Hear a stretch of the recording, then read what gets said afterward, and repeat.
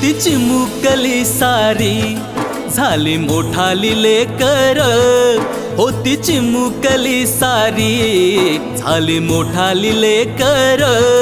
आज मोकळ्या आकाशी चालली घरट्यातली पाखर,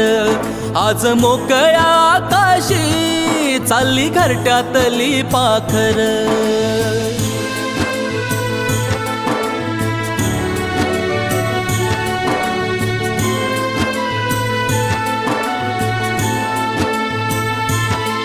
कधी हसत खेळत,